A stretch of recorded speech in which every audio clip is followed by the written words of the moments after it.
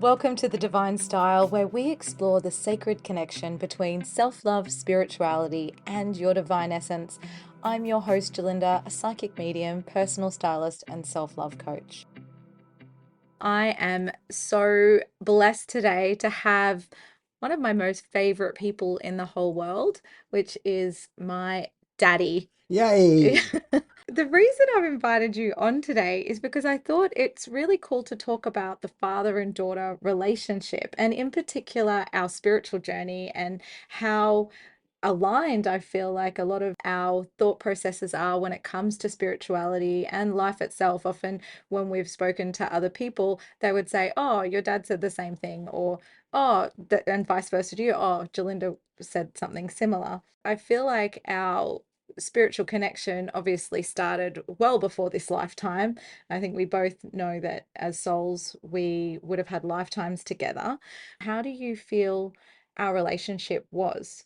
From the moment you was born, my heart changed. My face glowed with joy and happiness and love at seeing you for the first time. Aw, thanks, Daddy. I don't know if my face did the same thing. I was probably I know crying. there's blood all over it and everything. Oh. Okay.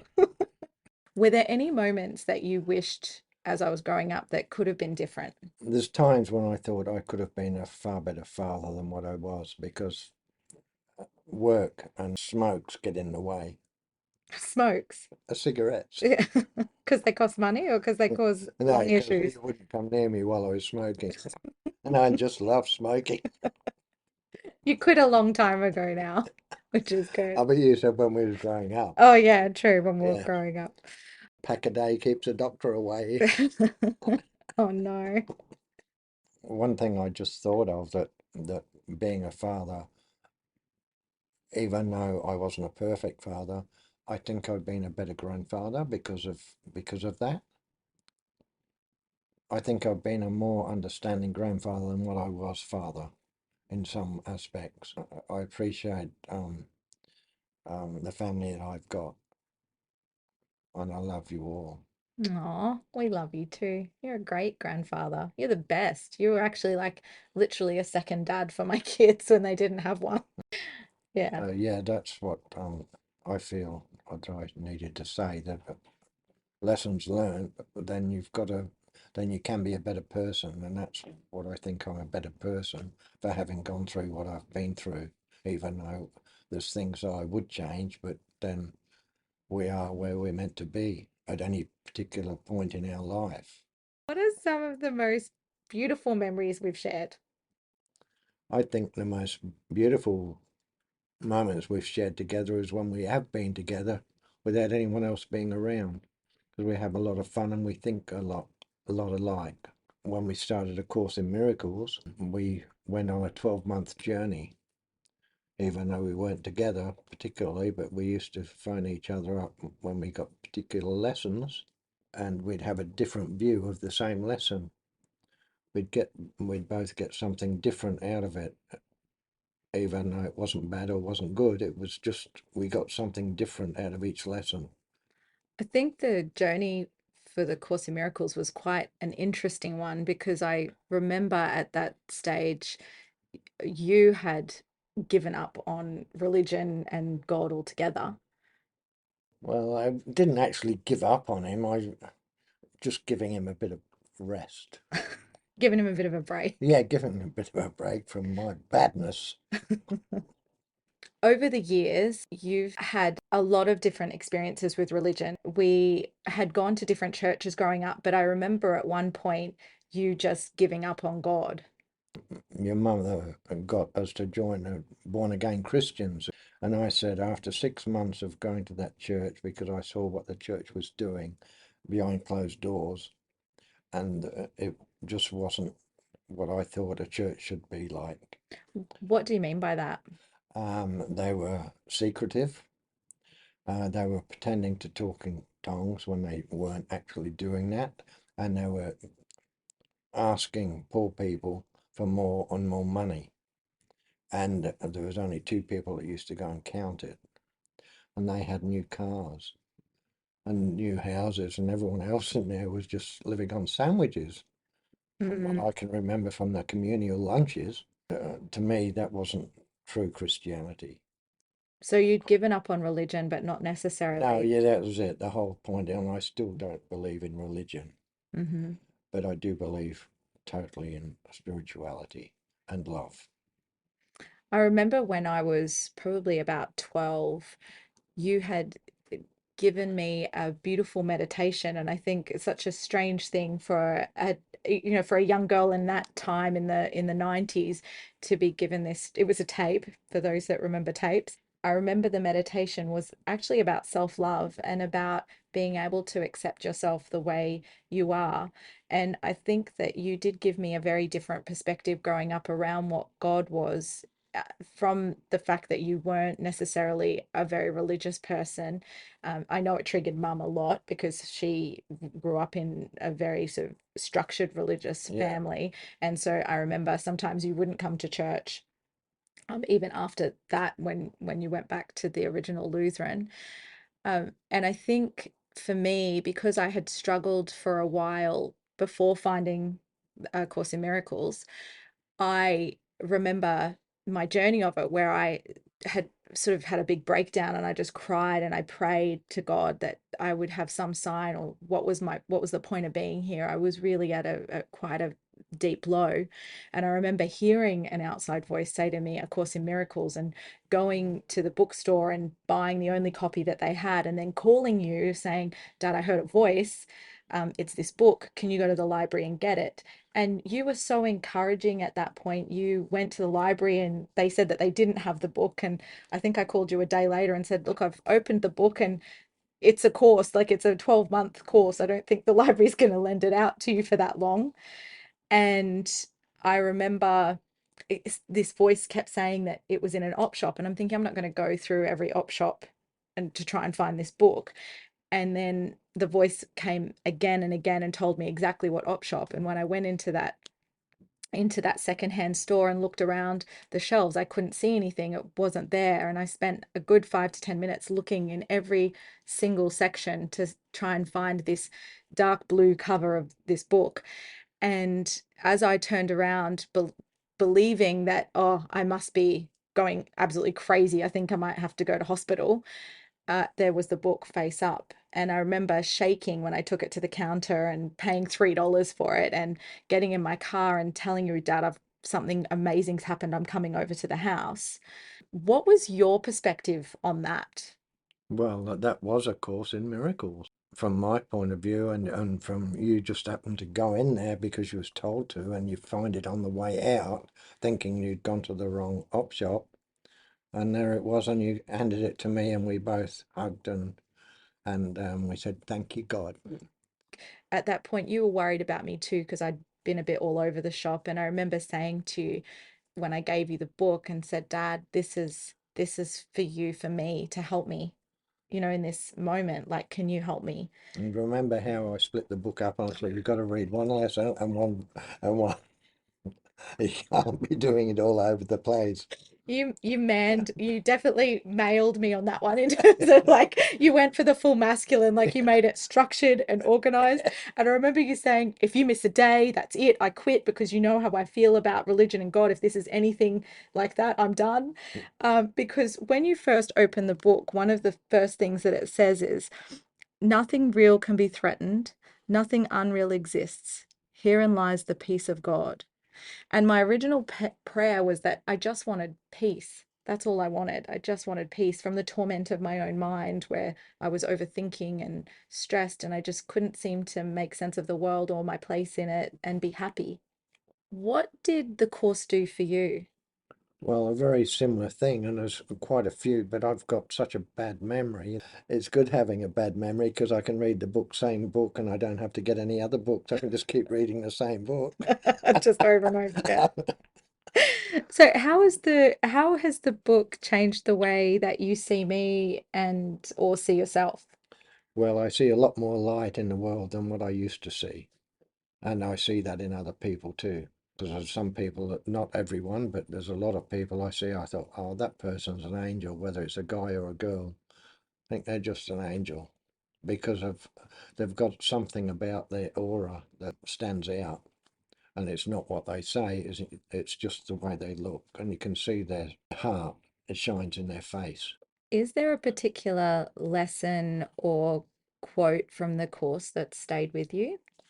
Um, well, there is, because there's a lot of angry people in this world, I found, and there's no reason really why they get angry, like road rage and being nasty to other people for no reason.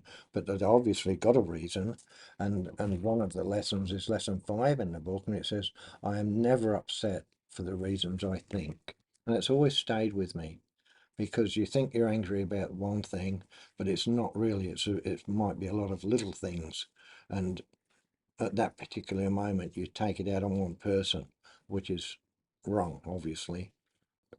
We have to learn that lesson of not being angry to start with, but anger is an emotion that we all have, but some suppress it more than others. In the book, it talks about tiny resentments that, You just build like what up. you've said, that build up. Yeah, And so I remember part of the book was where we had to almost make an inventory of all the resentments that we'd held that's against right. Yeah, different we did. people, and including things that I had done Yeah, to you and that you had done to me. yeah. And then we had to find forgiveness. Mm, But we needed to forgive ourselves, that we didn't have to make the other person forgive us, because that's a separate issue altogether. That's for them to deal with, not for us to deal with. What we have to deal with is the forgiveness of ourselves, and then we can forgive other people for what we perceive they've done to us. because in the book it says that there's in reality no need for forgiveness No, exactly right, because there's nothing to forgive. except what our own perception. Exactly. And that's all we're doing. If we forgive ourselves, we no need to forgive other people, because there's nothing to forgive, because we've already forgiven ourselves. What about people that have done really bad things? Well, that's the human side. It's not a spiritual side. And of course, in Miracles is about spirituality, not so much a religion, really. It's all about the spirit. And humans, well, that's why we have the human laws. If you do something wrong, there's a consequence for every action. There's a consequence of that action. So there's punishments. Like the law of karma. Yeah, When we talk about forgiveness, it is difficult at times to be vulnerable enough to ask another for forgiveness and also bring up the things that have hurt us. And I know you've been really incredible when I've come to you and sort of said, "Hey, Dad, I'm upset that this happened, or this memory has come back to me from when I was a kid and you smacked me," or something. It might just be something fairly minor. You've been really, you're just about to crack a joke. I can see your I remember the handprints on the back of your thigh. face. It was a different time. It was a Yeah, different time. yeah. I Um, wasn't angry at you. I was angry at your mother. but when I have come to you with things that have hurt me or things that I wish had gone differently, you've been so open to have the conversation, which is difficult as a parent. I know myself when my kids have come to me to say, "Hey, mum, we feel like you got this wrong." And to be vulnerable enough to allow that other person to let out what's hurt them. And then also the apology, as we said, you don't necessarily need the apology, but you've been so amazing to be able to say, "I'm so sorry that that happened." But then you've also been able to shed light on things and say, "Well, actually, that's not quite how I remember it. I'm not saying that your memory is wrong, Gerlinda, but this is how I remember it." And it's been able to really shine a light on the whole situation Yeah, to give new perspective and understanding from both sides. What do you think stops parents and adult children from having the opportunity to heal old wounds? I think it's pig-headedness a lot. A lot of it is, I'm never going to forgive you for that. Or, how they say things, but sometimes they really mean it, and they can't find a way past that. They can't find a way to let it go and to say, to even ask you why you did it, or they don't even ask that. They just hate you for what they perceive you did at some stage in their life. What would you give advice to parents and children who are currently disconnected? I would say open your heart and just let God, and that's it. Let God, and He'll find a way that you can heal. What does unconditional love mean to you? Absolutely no judgment of the other person. That's a difficult thing to do. It is, but that is unconditional love. Warts and all, they say, I think. I probably had some as a kid and you still loved me. So, Not the warts. all right. What's one thing you want me to always remember about you? My hair. Back when you had more of it, you Yes. did have amazing curly locks of hair. And now look at me. You still look great. If you could say one thing to your younger self and one thing to mine, what would it be? I love you. Oh, I love you too, Daddy. That's really beautiful. I really do feel that, the Course in Miracles changed both of us for the better. And Not I sure. Well, I hope it did. remember us once we finished the 12 months of lessons and we were walking, we go for morning walks and I love our morning walks.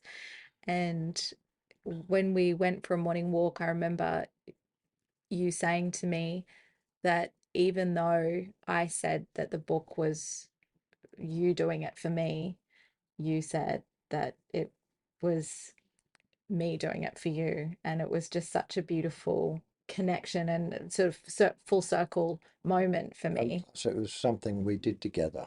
Yeah. And plus, people out there, if you do decide to get the Course in Miracles, please get a friend or a relative that you can trust and do it together. It's so much more fun, and you get a lot more out of it. Yeah, because it is like another language, Yeah, isn't it? It's very hard to decipher yeah. sometimes, and we I didn't know. know I what know. things My meant. sister couldn't get through it. Mm. My sister, It, and she's very intuitive as far as spirituality goes, and she struggled because she had no one to share it with and to do it with her, and she gave up on it. yeah. But not gave up on herself, but she did give up on A Course in Miracles. I've had friends do it. I've had a really close friend of mine. She did it alongside us, but didn't finish it in the same amount of time. No, She took a little bit longer. And another the 20 years, I know wasn't it? she's done it now. But the concept, I think she's done it twice.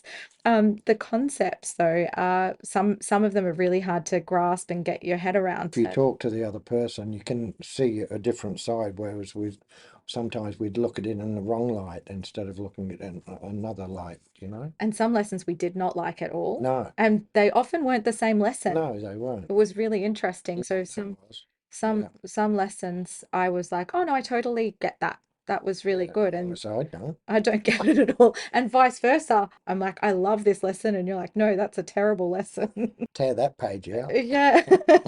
I mean, people have burnt this book because they've been so annoyed at it, but often it finds you. What do miracles mean to you?